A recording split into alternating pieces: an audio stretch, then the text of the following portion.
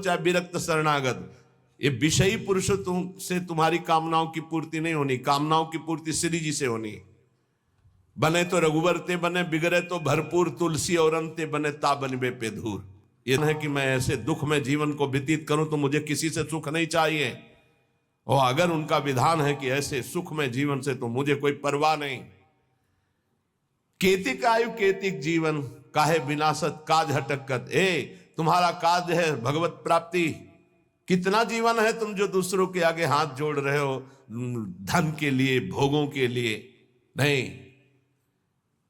कितना जीवन है दूसरे की आस कर रहे हो। अरे लाडली लाल के चरणारविंद की महिमा तुम्हें पता नहीं है। प्रणत कामदम पद्मजार्जितम धरणि मंडनम ध्येय मापद। ये लालजू के चरणारविंद प्रणाम करने वालों की समस्त कामनाओं को पूर्ण। हमारी श्री जी चिंतामणि प्रणमताम ब्रज नागरी नाम। गोरे चरणारविंद में जिसने माथा रख दिया उसके समस्त चिंतित भावों को पूर्ण करने वाली एक है। साकत संग अगिन्न लपट लपट जरत क्यों संगति की जय। साकत दो भाव से इसका अर्थ होता है।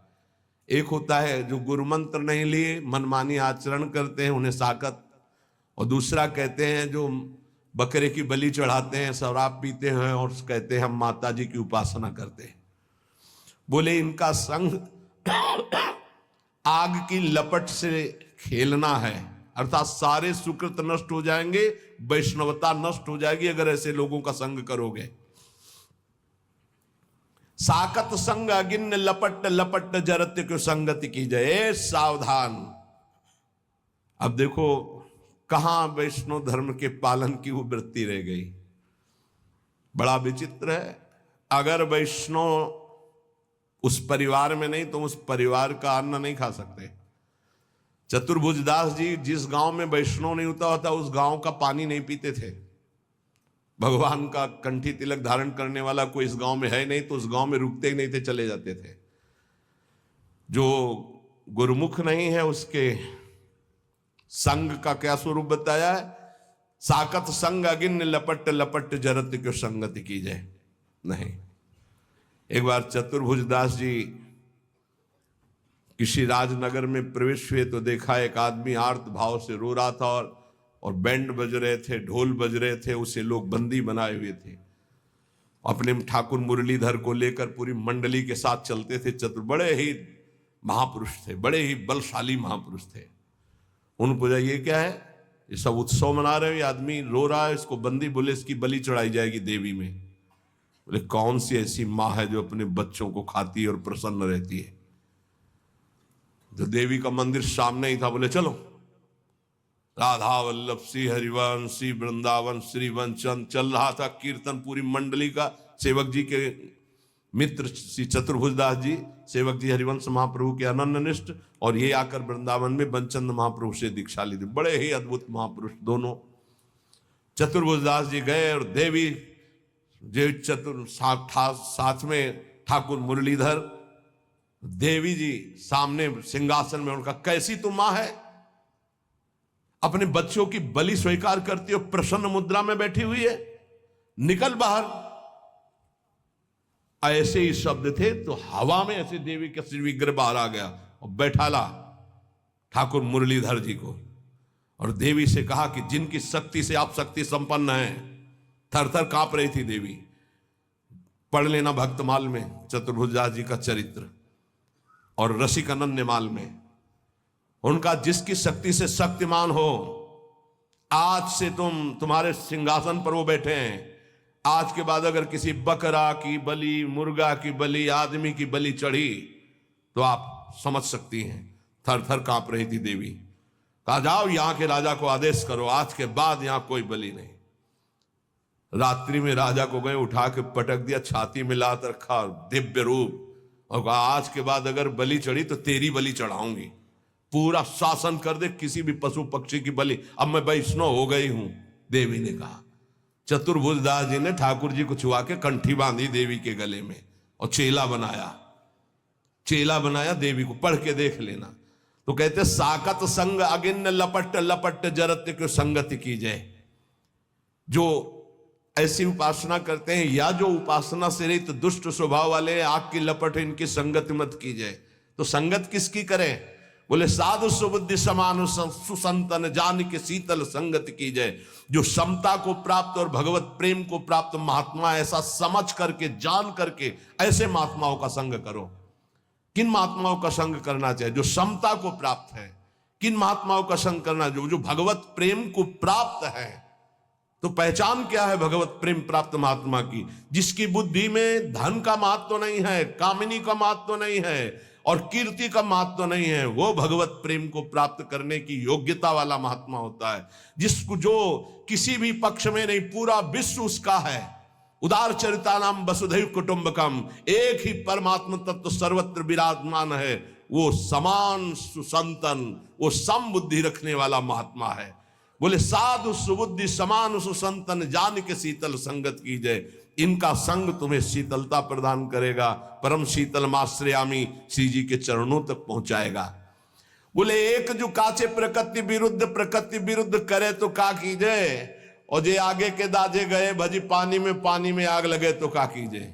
सेवक जी महाराज बहुत बढ़िया वर्णन कर रहे हैं। बोले एक ऐसे हैं जिनका स्वभाव ही विरुद्ध, वैष्णव धर्म के विरुद्ध आचरण, मनमानी आचरण करते हैं। अब जब इनका स्वभाव ही विरुद्ध, तो लाख समझावे समझने वाले नहीं हो, अपने मनमानी आचरण करते हैं। और तिलक भी लगाए हैं, कंठी भी लगाए, मनमानी आचरण करते हैं। बहुत प्रपंच की बातें करते हो। अगले जन्म में ये जबान ही हटा दी जाएगी। जब वर्षा ऋतु होती तो देखो निकलते एक जबान वाले, टर टर टर टर, कोई मतलब नहीं है।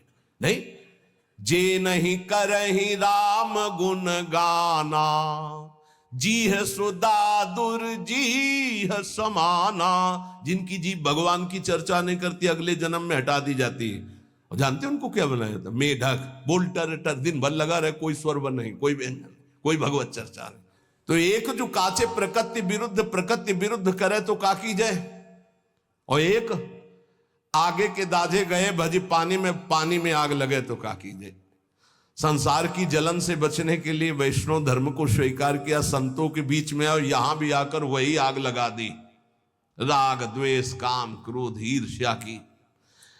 तो अगर बाहर से जला हुआ पानी में पहुंच जाए तो शीतलता मिलती हो, पानी में आग लग जाए तो फिर कहां भाग के जाएगा। होते हैं ये आगे के दाजे गए भजी पानी में आग लगे तो काकी बचना। ये लोग आग लगा के सेकने वाले होते हैं। परमार्थ में चलाना बहुत कठिन है, परमार्थ से भ्रष्ट करा देना बिल्कुल सरल बात है। कच्चे परमार्थियों को भ्रष्ट करने के लिए बहुत समर्थ है कुसंग। जे आगे के दाजे गए भजी पानी में आग लगे तो का कीजिए। भाई होश में संसार की जलन से बचने के लिए संतों के बीच में अगर यहां प्रपंच करोगे, यहां उद्दंडता करोगे, यहां आग लगाओगे अपने हृदय में, तो शीतलता कहां प्राप्त करोगे। प्रीति भंग बरनत रस रीते श्री हरिवंश बचन बिसरावहु, आप अपनी ठौर जहां तहां कर विरुद्ध सब पे निदरावहु। कह रहे प्रेम धर्म के शरणागतों से प्रार्थना है कि आप जहां जुड़े हो उसी धर्म का पालन करो, उसी धर्म से प्रिया प्रीतम की प्राप्ति होगी, बाहरी के उपदेशों से नहीं।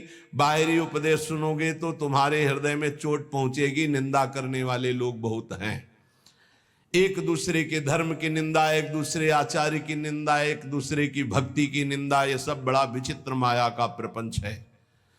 तो कह रहे एक संसार दुष्ट की संगति ताहू में तुम पुष्ट कराओ, विनती करो सकल धर्मिन सो धर्मी हो जिन नाम धराओ। हे हित धर्मी, सबसे हाथ जोड़कर विनती है, इस संसार में दुष्टों की कमी नहीं है। तुम दुष्टों का संग करके अपनी दुष्टता को पुष्ट मत करो। प्रियाजू ने बढ़िया अवसर दिया है, उनकी गोरे चरणारविंद की शरणागति के प्रभाव से माया पर विजय प्राप्त कर लो। तुमसे विनती करता हूं धर्मी होकर के नाम मत धराओ। तो क्या करूं? बहुत ध्यान से सुन लो फिर विश्राम हो जाए। क्या करूं?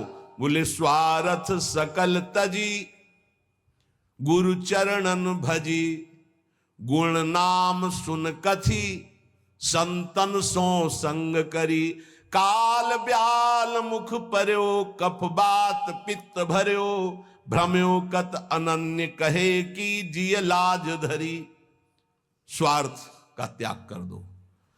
यदि तुम्हें रसिकों का संग मिला है तो स्वार्थ का नहीं, परमार्थ की पुष्टता करो। और देखो, जब प्रेम में तुम्हारी गति होगी तो फिर व्यवहार परमार्थ दोनों छूट जाएं, इसकी परवाह नहीं होती। परमार्थ व्यवहार बनो कि ना बनो, पर पहले स्वार्थ का त्याग कर परमार्थ पर दृष्टि रखो, हमें भगवत प्राप्ति हो इस जन्म में। इसलिए संतों का संग स्वार्थ पूर्वक नहीं करना चाहिए। एक आए महाराज, टांग बहुत दर्द करती है। नहीं, हम क्या करें भाई? नहीं, संतों को क्या समझा तुमने? जादूगर समझा क्या कि डॉक्टर समझा? अरे एमडी पीएचडी जो पढ़े डॉक्टर है उनके पास जाओ भाई। ये टांग वांग ठीक करने वाले नहीं है। टांग खराब हो गई, टांग दर्द कर रही तो ले लो लकड़ी का, वो आराम से उसके सहारे से चलो, राधा राधा बोलो। ये तो टांग जाएगी आज नहीं तो कल जाएगी। संतों के पास जाओ तो स्वार्थ सकल त्याजी। अब जब तक तुम्हारे अंदर दैन्यता नहीं है, भाव नहीं है, तो स्वार्थ की पूर्ति के लिए नहीं, यही दरबार दीन को आदर रीति सदा चली आई। बोले स्वार्थ सकल त्याजी। अब वो भी कहेंगे कि हम संत समागम किया है। नहीं नहीं, संत समागम नहीं। प्रणिपातेंच प्रश्नया, यदि दैन्य भाव नहीं, कुछ गर्व है, स्वार्थ सकल त्याजी गुरु चरणन भज। अगर हमें पहले पता होला ऐसे कि प्रवेश ही नहीं, हमें तो पता ही नहीं होता ना कि सामने कौन है, प्रवेश ही नहीं। नहीं, यही दरबार दीन को वास्तविक अगर कोई दैन्य है तो गेट से जाके लिवा के लाओ, आनंद पूर्वक लाओ। और अगर दैन्य नहीं है तो दैन्य का नहीं, दैन्य के सिवा और यहाँ नहीं। यही दरबार दीन को आदर रीति सदा चली आई। स्वार्थ सकल त्याजी। संतों से लाभ लेना है, जीवन का लाभ लेना है, तो पहली बात, आगे के दाजे गए भजी पानी में आग लगे, तो कहा कि संसार के अपराध करके भागे संतों की शरण में, और संतों के आग लगाओगे, अपराध करोगे, वैष्णव अपराध करोगे तो तुम्हें कहां त्रिभुवत। रसिक जी कह रहे, नवल किशोर उपासना जुगल मंत्र को जाप। जुगल मंत्र को जाप, वेद रसकन की बानी, श्री वृंदावन धाम इष्ट श्यामा महारानी। प्रेम देवता मिले बिना सिद्धि होय न कारज, भगवत सब सुखदान प्रगट भय रस का चारज। यदि आप हरिवंश धर्म में जुड़े, वृंदावन में जुड़े, राधा नाम से जुड़े, नित्य विहार रस में जुड़े हैं, इसलिए इष्ट मिले और मन मिले, मिले भजन रस रीति, तहा निसंक होए मिलिए तासों कीजिए प्रीति। अब ध्यान दीजिए अपनी उपासना के रंग की।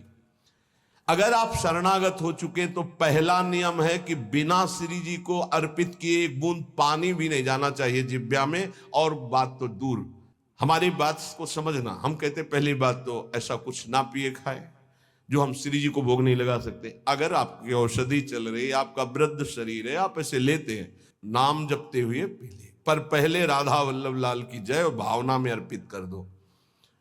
जल है, एक तो जब भोग लगाते हो आठों पैर तो जल होता है, उसको आप पात्र में रख करके फ्रिज का एक हिस्सा ऐसा रख सकते हो जो प्रसादी हो, और एक अमनिया कर सकते हो, तो वो जो प्रसादी जल है वही पीने के प्रयोग। अगर आप ऐसी जगह हैं आपको ये सुविधा नहीं मिलती अष्टपहर के प्रसादी जल की, तो जब पिए तो राधा वल्लभ लाल की जय और 1 मिनट भावना करे, हे प्रभु मेरे हृदय देश में विराजमान होकर आप जल पान कीजिए, जल पीजिए। ऐसी कोई वस्तु खाइए पिए नहीं जो प्रभु को अर्पित नहीं की जा सकती।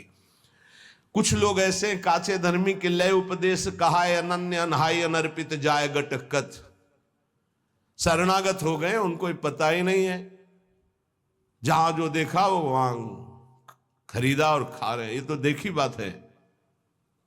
माला यहां टंगा है, हम पीछे बता भी चुके, बड़ा पश्चाताप होता है। आप वैष्णव हैं और गोलगप्पा दोना में लिए हैं, ऐसे यहां टपक रहा है गोलगप्पा, माला के ऊपर जा रहा है। मान लो माला का आप महत्व तो नहीं समझते, माला साक्षात श्री जी में है, क्योंकि उससे हम नाम जप करते हैं, ऐसा नहीं करते। अगर आपको ऐसे कुछ पदार्थ पाने हैं, नहीं आपकी जिह्वा रुकती, तो हम कह रहे खरीद लो, पात्र में रख लो, कुटिया में जाओ, श्री जी को भोग लगाओ, थोड़ा नाम कीर्तन करो, फिर उसको मर्यादा से पालो। आप वैष्णव हो, बाजार में खड़े खड़े कंठी तिलक लगाए अच्छा लगता है आपको? अरे कंठी तिलक लगाकर इसकी मर्यादा की भी तो रक्षा करो। लय उपदेश कहा है अनन्य अनहाय अनर्पित जाय गटकत। अब ये नहीं होगा कि सुबह सुबह उठे हो बेड टी पी रहे हैं, नहीं तो कोई भक्ति नहीं रहेगी। पहले उठो, नाम रस पियो, गुरुजनों का नाम, महापुरुषों का नाम स्मरण किया, कुछ देर इष्ट का नाम स्मरण किया, फिर भूमि को प्रणाम किया, सब भक्तों को प्रणाम करके हे प्रभु आज का दिन हमारा बड़ा मंगलमय आपके स्मरण में जाए, ऐसी प्रार्थना की। फिर आप शौच स्नान आदि क्रिया करके प्रभु की मंगला करके फिर उनको भोग लगा करके फिर जो ऐसे ऐसे तो आपकी बुद्धि शुद्ध हो जाएगी। लेकिन पशुता बढ़ रही है, पशुता बढ़ रही है। आस करें विषयीन के आगे जो देखे मैं जो रत हाथ लग। पहली गलती बिना भोग लगाए पा रहे हैं, वैष्णव होकर भी, शरणागत होकर भी। बहुत सावधान, बिना प्रभु को पवाए पा नहीं सकते, कुछ भी नहीं। हर कर्म प्रभु को समर्पित करना है। आज जब तुम कंठी बंधवा लिए, दीक्षा ले लिए, तो तुम्हारा कोई कर्म ऐसा नहीं होना चाहिए जो प्रभु को समर्पित ना कर सको। कोई पर्दे के डाल करके कार्य करने वाला कि नहीं, प्रभु दे पर्दा खोल करके हर कार्य आपके सामने होगा, आपके लिए होगा। हमारा जीवन अब पर्दे में नहीं है, बेपर्द है आपके सामने। कभी संकोच ना करो प्रभु से, प्रभु सब कुछ देख रहे हैं, लेकिन वो संकोच करो जो प्रभु को हम समर्पित नहीं कर सकते। वो कर्म, वो खान पान। महापुरुषों की करुणा का क्या कोई पार पा सकता है?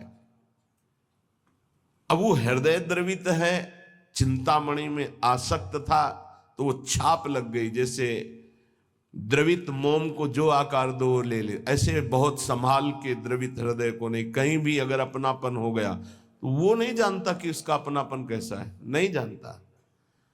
वो हृदय से जो प्यार करने वाला होता है उसे लोक, कुल, वेद, धर्म, मोक्ष, मर्यादा ये कुछ नहीं सुनाई देती, सिर्फ अपना लक्ष्य दिखाई देता है।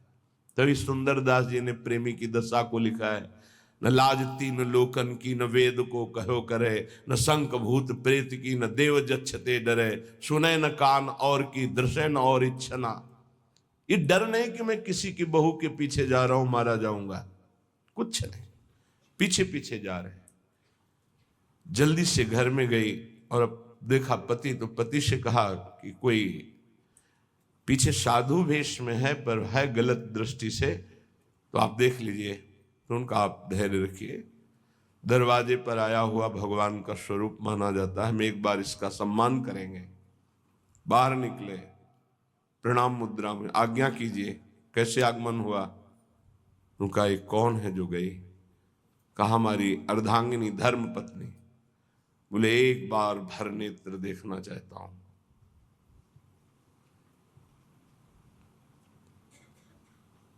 ऐसा ही अपने इष्ट के लिए होता है कि चाहे हे प्रिया जो मुझे नरक भेज देना, बस एक बार मैं आपको देखना चाहता हूं कि जिसके लिए जीवन अर्पित किया वो कैसे है। एक बार आप कहो कि मैं आपका हूं, एक बार स्वीकार कर लो बस। प्रेमी का हृदय तड़पता रहता है, वो बाहरी विषय नहीं होता, वो अंतर का विषय होता है। प्रेम एक पवित्र निर्मल होता है। वही जब जगत की तरफ लगता है तो मलिन और काम कहा जाता है, और वही जब प्रभु की तरफ लगता है तो निर्मल और प्रेम उज्जवल कहा जाता है। कहीं नया प्रेम नहीं होता, कोई नई चीज नहीं है प्रेम, वो है सबके हृदय में है।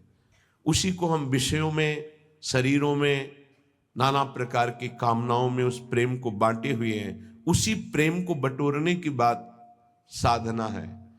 भगवान भी कह रहे सबकी ममता ताक बटोरी, सबकी जो प्रीति वृत्ति फैला रखी उसे समेटो, मेरे चरणों में लगाओ, वही उज्जवल प्रेम हो जाएगा। जो राग है, मोह है, काम है, आसक्ति है, जगत में जो इस नाम से कहा जाता है, प्रभु की तरफ जब इसे किया जाता है तो प्रेम कहा जाता है। भगवान एक बार जिसे स्वीकार कर लेते हैं उसे कोई फंसा नहीं सकता, पक्की बात है। उस धर्मात्मा गृहस्थ ने, धर्मात्मा इसलिए कि अगर कोई साधारण होता तो दो चार थप्पड़ मारता और भगा देता है। आया है वहां से साधु वेश धर करके, एक बार पत्नी को देखना चाहता है, धक्का मार के भगा दे। लेकिन वो धर्म को जानने वाला था। दरवाजे पर आए हुए अतिथि का अपमान कर देने से सारे सुकृत नष्ट हो जाते हैं। उसने कहा बिराजिए आप, हम तो आपके सेवक हैं, अभी आपकी सेवा में उपस्थित होती है, वो हमारी अर्धांगिनी आज्ञा का अक्षरशः पालन करेगी। अंदर गए, उन्होंने कहा कि आप आज्ञा तो कर रहे हैं पर उनकी दृष्टि पवित्र नहीं है। उनका हम उपस्थित हैं पास में ही, तुम चिंता मत करो, अतिथि है। अगर वो दर्शन की केवल याचना कर रहा है तो हमें पूर्ण करने में कोई भय नहीं।